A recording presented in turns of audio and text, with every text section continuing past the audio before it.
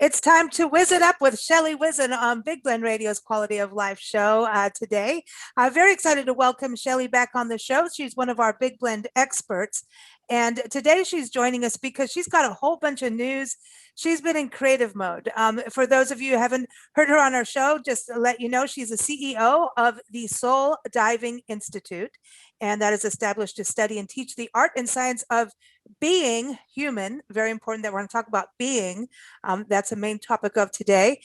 Shelley is also the author of The Healing Journal, The Story of the Magical Baby Grand Piano, and her latest book is quite delicious.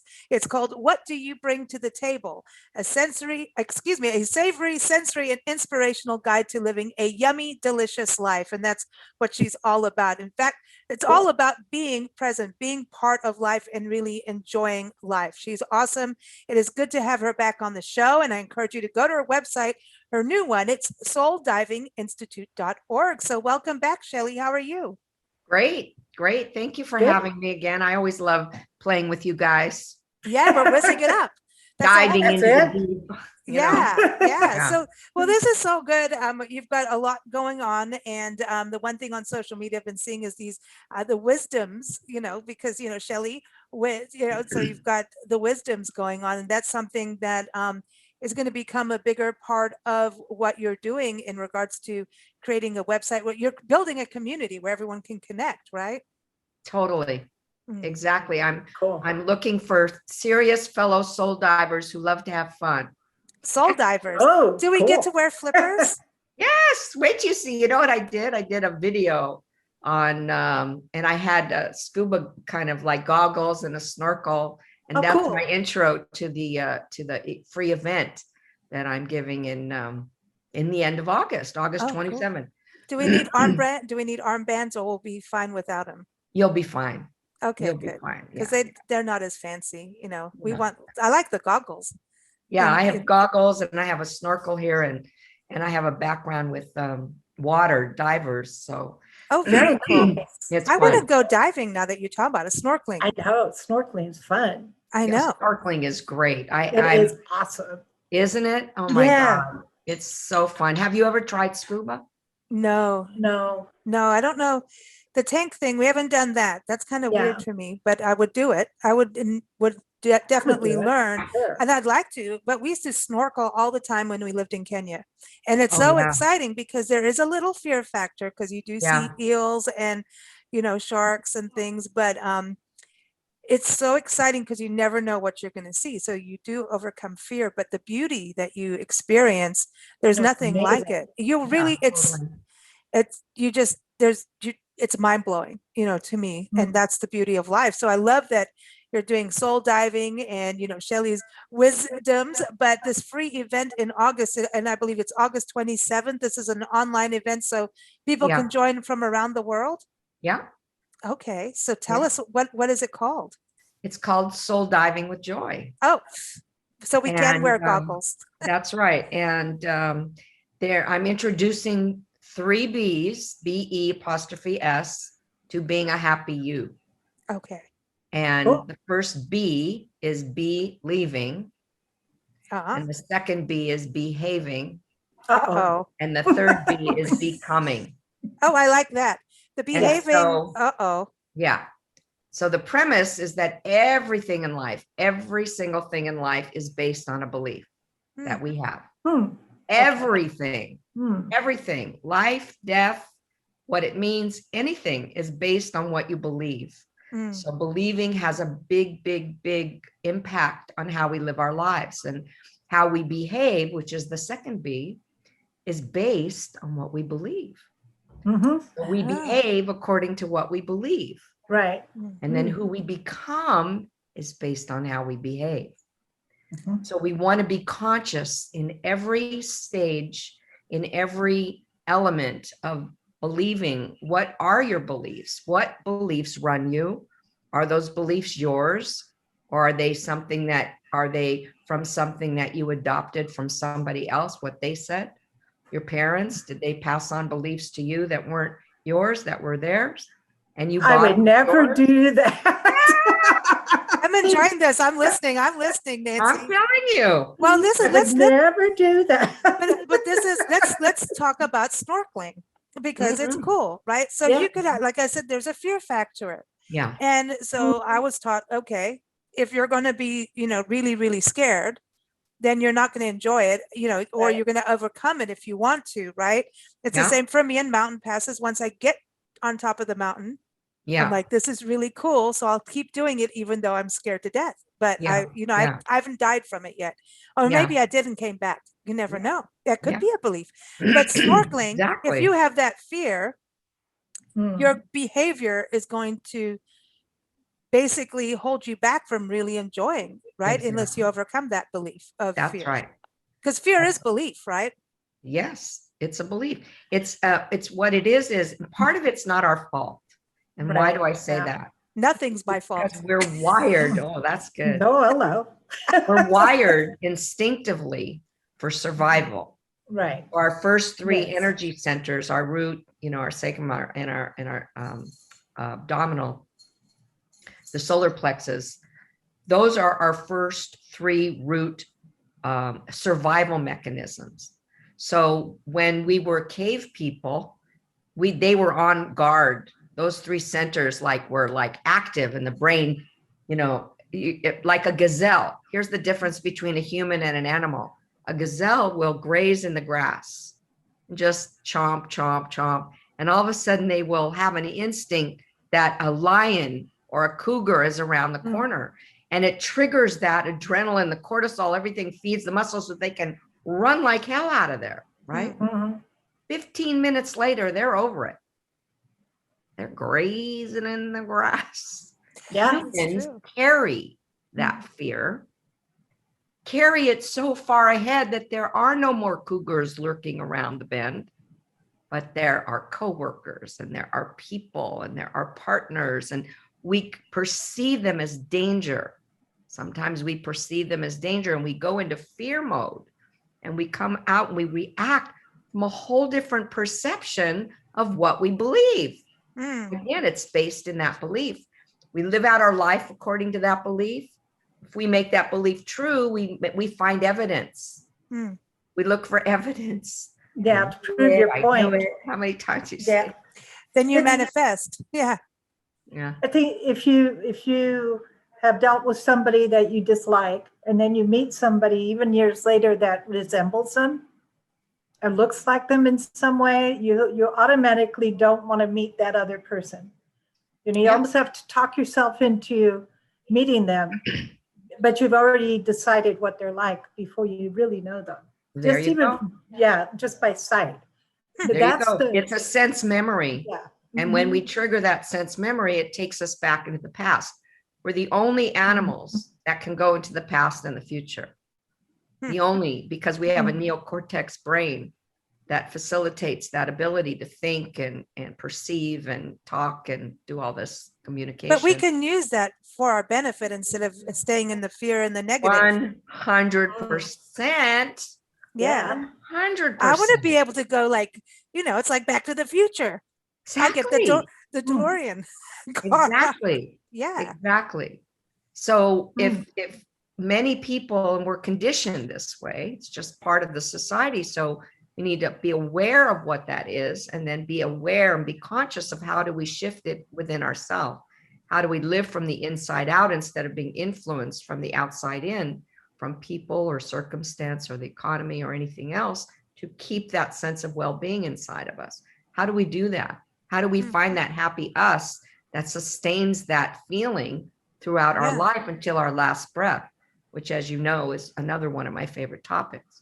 Yeah. But what's important here is to be able to explore ourselves and what do we believe? How often do we take time to really examine what beliefs we hold? We don't usually take that time. I think we're doing a lot more of it now during COVID. Yeah, I think that's why right now the workforce is changing so much, that people had this moment to relax and think, even if they were in a predicament of where's my next paycheck coming. Yeah. They had to get really real with themselves almost pretty fast, even though and COVID's up and down, we don't know. But the reality is it's a new thing to live with, and how you handle it is you can be upset about it all the time or be proactive. Right. People are taking, I think your event is perfectly timed because people are everyone's making shifts, and I think it's pretty darn exciting and you can't make a shift and make a change if you're going to be hung up on something, because you'll keep tripping over the same piece of carpet. We carry it forward. That's Yeah. why the humans part of us carries it forward. Yeah. And we bring it into the present, and then we're never without our past. We're always at effect of what happened to us that made us feel bad. And we carry that up. We feel bad into this moment, and we make this moment feel bad. And the next moment feel bad. And guess what's going to happen to our future will be exactly the same as our past.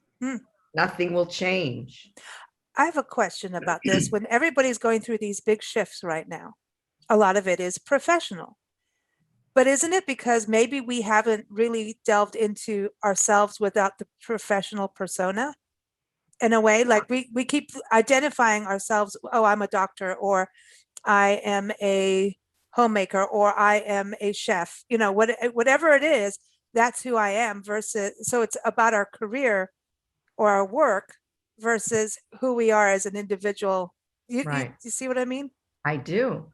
That's why I love talking about being human, because if we said I am human, having experiences, then there's no judgment on what the experience is. And there's no identity to I'm a this and therefore I'm self-important and I'm going to feel that way, and you're not as good as I am, or the opposite. I'm not as good as you are. I mean, whenever we compare ourselves to anybody or anything, we always feel bad because we don't measure up to what we think or perceive that to be. Does that make sense? We really do that a lot, compare ourselves a lot. It's almost like the first thing, it's like, how do I measure up to the person that I'm talking to? This is huge. This is huge because people are there's teenage suicide over what happens on social media.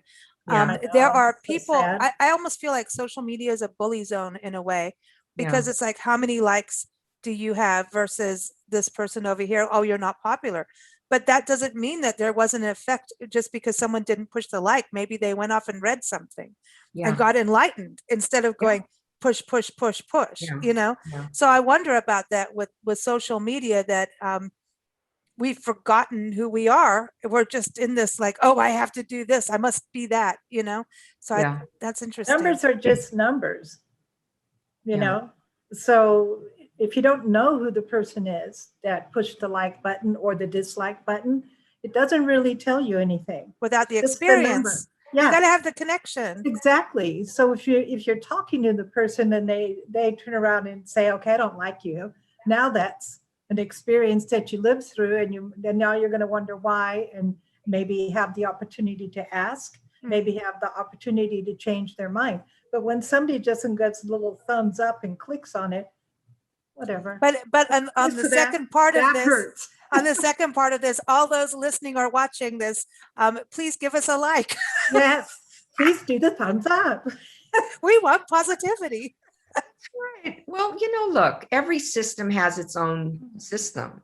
Yeah. That's that system. And it is a way of getting whatever you want to share out with other people. And, the way I look at these daily wisdoms, which I thought, oh, how clever, playing on my name, Whizin, Whizin. And so it's Whizdoms. I thought, that's so clever. How fun. Well, it's fun. And it is, I know. And, but when I came up with those, some people said, well, why waste? You're just wasting time, putting that on. What are you going to get from it? It has to look like this. And I thought to myself, you know what? I don't even care if one person, just one person says one thing about one thing that I wrote. To me, that is. I like your wisdom, Shelley Wisdom's going out there. I see them, and and it's like your logo, the tree of life, right? You know how many trees of life we see across the country. And this morning, I was actually putting up a quote on social media from oh my gosh, how can I forget his name now? Norman Lear. There. And I went to go and get an image. And everything I went to, and I think this is hysterical because we talk about manifesting, right? Was people under a tree of life. I'm like, what? Because his whole thing was like, if you look at somebody else, realize they're a reflection of you. And if we all realize that we're all that way, then that's how we achieve world peace. And so I was trying to get the little paper dolls, and every time I did that, there was the tree of life. I'm like, well, Shelley, I love that. we're talking to her today. I got to jump into your heart and go play with you wherever you go now. And whenever you see a tree, it just ignites that little, avatar in there going, oh, hi, Shelley, are you there? Well, that's exactly what we do when we go, it's a Shelley tree. It's a Shelley tree. Yeah, you have your own tree. But we now have a tree radio show every fourth Tuesday called Tree Talk. I love that. Send me the link to that. Yeah, because it's all about I love reforesting our country, not just in the forest, but in tree equity, because we found out that through American forests that most of the tree cover is for those who can afford it and those who couldn't. And if you're a person of color, most of the time, you're going to be in a neighborhood that didn't plant trees for you. So you have worse health, lack of shade. And so when we look at climate change, this is one thing we can do is plant millions of trees, and they will create the jobs. So it is truly the tree of life. So it's all your fault that all of this is happening. I'm just saying, there's your fault. There's your blame. I'm blaming you on your daily wisdom, but I do enjoy them, by the way. I really do enjoy them. You yes, do? I do. Do they make you think for just a moment? We need that. And it's, I'm doing quotes because I'm not as smart as you. I'm going to sit there and compare now. No, I'm kidding. I'm kidding. But that's everyone's doing something different in that way. And I think the more we can do to have those moments just to stop. And I think that's important too. I like what you're doing with this event because you're talking about being. Right. And being means you're not just spinning around, you're actually for that moment there. Right. And if you are spinning around, be in the spin. Yeah, be in it. Be in the spin. Know that you're spinning. Be aware that you're spinning. You can do anything you do in your life, but just be aware that you're doing it, that you're being it, that where your feet are planted. I always say, look at where your feet are planted, and that's where you are. That's where you've taken yourself into this moment, into that place, wherever that place is. I mean, you do that all the time because of the travels that you do. I think the first time I recognized that when I was in the deserts of Morocco, when I was 19 years old, and followed this guy into the desert with our Jeep. We had a camper van type of thing that looked like an old 1940. It was a 1940 ambulance. And these two Australians made it into a camper. So they were bed and a sink. That hippie was a hippie mobile, right? Right. Cool. And so we took that into Morocco from Spain.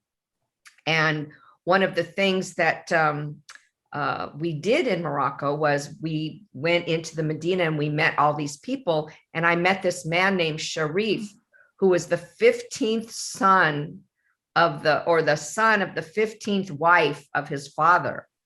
And he said when he was 15, his father took him aside and said, son, you are a man now, and you will go find the road to your life. And I'm thinking, because I read the book Siddhartha, I don't know if you ever heard of it, when I was 15, like 15 times. And I'm thinking, Siddhartha, oh my God, your father sounds like Siddhartha.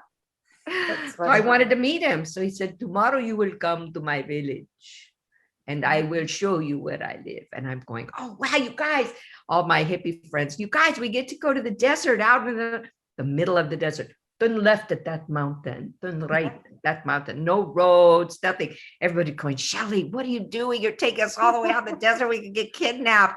I said, no, I just have a good feeling. Let's go with it. We go out there, and lo and behold, it was Ramadan. Lo and behold, his father came out of the barn up on a hill with a long robe and a long white beard. And I started crying. Oh my God, it's Siddhartha. The whole rest of that story is quite a story, but oh my God. See, this is interesting. Is this now the gentleman that you're traveling with? Is this the same hot dude from Israel? from the kibbutz, or is this a new one? Oh no, that Ooh. one was he was Moroccan. Okay, so she went from Israel to Morocco. No, Yeah, I went from Morocco to Israel. Oh, okay. I was going to live in Morocco for about a month making drums with this family. And then my girlfriend and I thought, well, why don't we just go to Israel first before we make the decision to come here? So we did. We flew to Israel, and then my whole life took off from there. That's when I met my Israeli hero, See, the soldier. So soldier boy. a soldier boy with a guitar on one shoulder and an Uzi on the other. I was like, he was going to protect me Oh my and gosh. serenade me the rest of I my like life. this. That's funny. You never know what we're going to talk about You here, never but know. but You you're never talking do. about being in that moment. So part of all of why am I sharing that with you? Because what's important is to let yourself enjoy whatever it is you are doing, that you are choosing to do and being. Be the joy that you want to be it and bring it. Bring it. Ooh. Be aware of what you bring to your life. Are you bringing anger or, hatred or judgment or criticism? What all those energies that deplete us, really? Yeah, they do. And they don't support someone else. They tear someone else down. They don't uplift. And to me, it's all about bringing love. That's why I always say, and it's your life. Enjoy the journey and bring love into everything you do, and humor. I have to And add Oh in God, you've got to have say, humor. You have to have some fun. if we don't have humor and take ourselves so seriously, we strip the joy out of our life. Yeah. Yeah, and then what's the point? Exactly.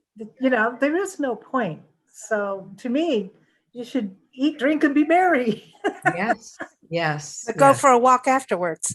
Right. Yes. And be in nature and be whatever and wherever. Well, that's how that balance is. Do your things, and you still have your work that you have to do, but it doesn't, Sure. and that part too. I mean, if it becomes such a grind that it's not fun, what's the point? Yeah. Well, here's the deal. What you just said, we make a separation between work and between other. We make other, it's a very interesting dance we do with that, because we're the same person in both places. Right. So if we bring the love in here, why can't we bring the love in here and just be who we are and enjoy what the heck we're doing? Yeah. See, Whatever be like it is, even if be it's like washing us. dishes. Yes. Well, if you don't like what you're doing, you either change it or change the way you're doing it. You have to, I always think of looking at things from different angles. So if you're looking this way and it isn't that much fun, try looking at it this way. Yeah. And see, what is it that would make it fun? Yeah. What is it that makes it worth doing to start with? Road trips. Road trips. Yeah, road trips. Yeah, Road trips where you are get to see great. alligators. Oh, yeah. Yeah. Road trips are great. It's Yeah. the best thing ever. Ever. Yeah. I love Ever. road trips too. Everyone's got their own thing, and that's the beauty of the world. Yeah. And and connecting with other humans, and learning about their experiences, about what they enjoy and love may not be what you enjoy and love, but it's interesting to learn from them and have that experience, and you can shorten an experience. You could really enjoy that chocolate cake, but do you have to have it every day? Probably not. So you have that balance. Sounds good to me. Well, I know Shelley knows all about chocolate cake. Yeah. We've got that Hershey's chocolate cake. Yeah, That's we right. like that. That's right. It's a good So one. this event is kind of like a kicker offer to what you're doing in regards to you having a course that you're going to be doing after that, but then also this community. Yes. So, and then you're launching a podcast, right? And then are you doing one-on-one things too with people? Yeah. Okay. Am I missing? Is there another book in the works? Yeah. Oh, okay. Yeah. All right. I just want to throw it out there and see what's going on. Okay. I know. I cram in as many lives as I can into this one. Yeah, really. And then when are we all going snorkeling? That's when are we going snorkeling? That's important. We need to do that. It is, definitely. Yeah, you got to come out and hang out with us when we go to Florida again. Oh, yeah. That we could all do a radio show from behind a fish tank. Okay, I like that, but I want the fishies to be free. I want the experience. Yeah. So you've got this event August 27th. So this is free and people can join. Just go to souldivinginstitute.org. Okay. So you're going to learn about the 3 Bs, and it's only a 2-hour event, so that's it's short and sweet, but you'll get something out of it. Yeah. And then from there, you've got a being conscious program. So for those who go to the first event, you don't have to go to the first event to go to the next step, right? This 4-week program. So I know that's September 17th, 24th, October 8th, 15th.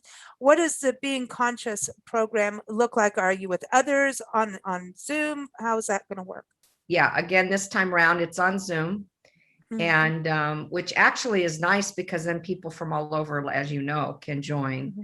And it doesn't, stop people from participating. So I love that part. Mm-hmm. And it's a deeper dive. It really takes the 3 Bs and goes much deeper with them. On the free event, we are going to dive into what those Bs are and kind of get some understanding and some sharing going on with maybe beliefs here and there, and diving in to really understand why those Bs are foundational to who we become and who we are, who we are being. And the Being Conscious program dives even deeper, and there's some soul work and homework, and it's really for serious divers who love to have fun, because I like that. So we get to be divers. Yeah. All of us. Yeah. Okay, that's good. Again, no armbands needed. It's a protective zone. It's a safe space. See, that's an interesting thing too. So people can communicate as they go through this together. So there's a bonding part too. And then, so when you do the new website where everyone can connect, it's going to be like a community website, right? Yeah, it'll be a membership site, and it's called the Soul Divers Dive Club. Because as a scuba diver, a lot of these analogies come from scuba diving. Sure. And because what I noticed in scuba diving, and why I came up with soul diving, was because people need to stay calm when they're 30 feet below the water.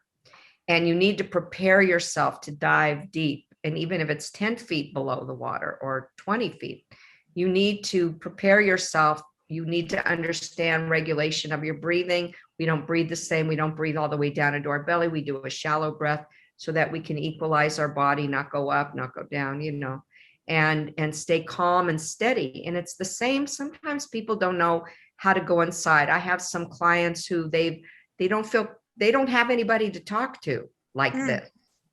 Most people in their life don't talk about stuff that I like to talk about, and other people like to talk about, diving into themselves, the human spiritual dynamic, the mystery, the mysticism, all of that stuff, the cooking, all of that stuff, into being alive. All these elements help us to stay alive and be happy with and content. This is a word we don't throw around very much. I feel content. I feel content. Yeah. That's a heavy duty word. Yeah. That means so much, that feels so deep. So I want to help people. And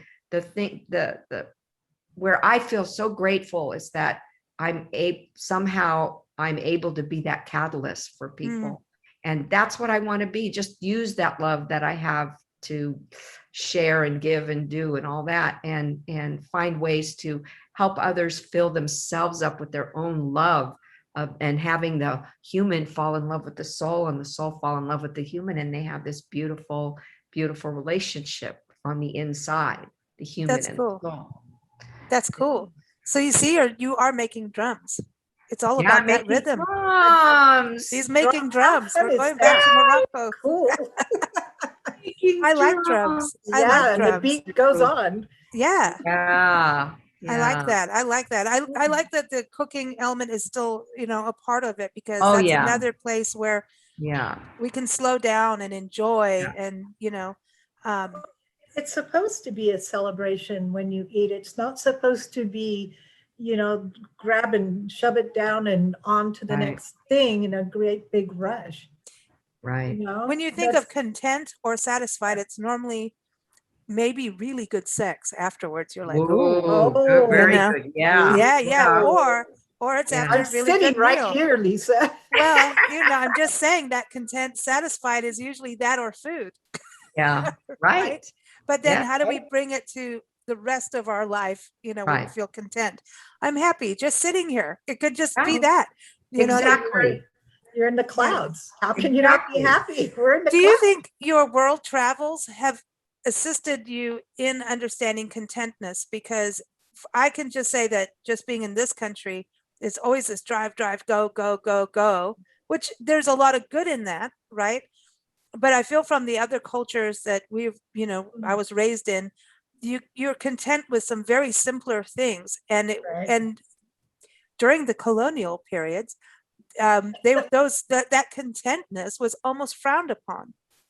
It was kind of like almost like you're lazy over on this side. And that's not really true. Like if you go to Mexico and you have siesta time, that's not being lazy. It's a good thing. It's every culture has a different way, but I feel like, and we're like burning ourselves out in this country. We're really doing that. And I don't think it's just this country. I think it's, maybe more of the Western civilizations that are doing that. But that's what I was gonna say, with you traveling and connecting with all these different cultures, that's got to have influenced you.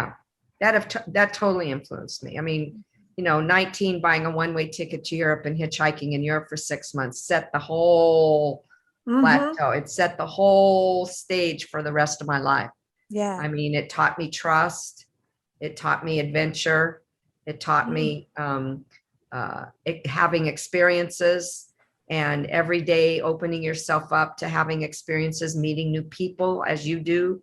You guys, that's one of the beauties and the joys of this kind of work that you do, is you get to meet so many different kinds of people and talk about so many different kinds of things. I mean, how fun is that? And create a life around it. It's awesome. Fantastic. And you know what's cool too? It's really fun. When you're connecting with people, we're able to, by understanding ourselves and our, where we have our beliefs and everything, and being able to stretch them so that you can be open to other ways of living. And like in this whole political drama we're going through, we're able to sit at the table with people who may have a difference of opinion, but able to still connect. You know what I mean? And I feel like that's something too, that we've gone to extremes. And so that's we've actually, I mean, if you look at the Capitol riots, and I'm not getting political, these are extreme behaviors where we have left our humanness and our compassion, The whole thing about this country was intended to have the freedom to worship how you want to worship and where you want to worship, to have the freedom to have freedom of speech, to say what you think and feel. But it didn't mean that you got violent over it. So you should be able to sit down and talk to several different kinds of people, different backgrounds, different religions, different colors, different ages, and respectfully hear what each person has to bring to the table. What do they have to say? And for you to listen, and everybody listens to each other. You may disagree, but that doesn't mean you have to be mean and angry, because when you do you shall believe the way I shall believe, you are no longer a democracy-minded society. We should be able to think differently. Right. That's the freedom part. And if that's you take that away, you took away the freedom. Yeah.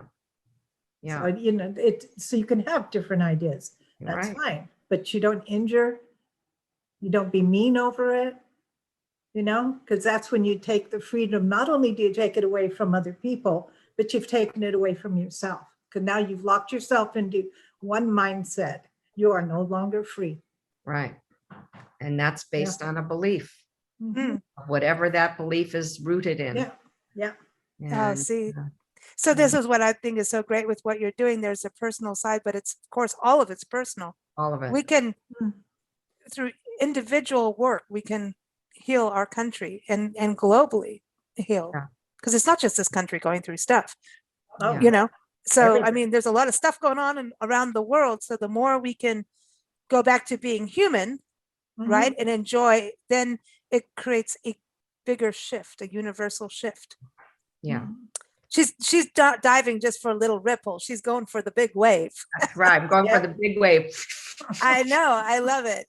So podcast coming down the road too. Yeah. Yeah. Okay, And so that's called soul diving into being human. Guess what? oh, she's diving. I'm taking the thread. It's called playing in the deep end. So I like it. it's really for people who really do want to play in the deep end. And I mean, I really don't know. I mean, I have an inkling that there are people who like to talk about the same kind of things I like to talk about. You, for instance, both of you are case in point. I mean, when I first met you guys, I went, oh my God, they're party. like, yeah, let's party, and they're my people. And she made us say yummy delicious over and over again. I know, right?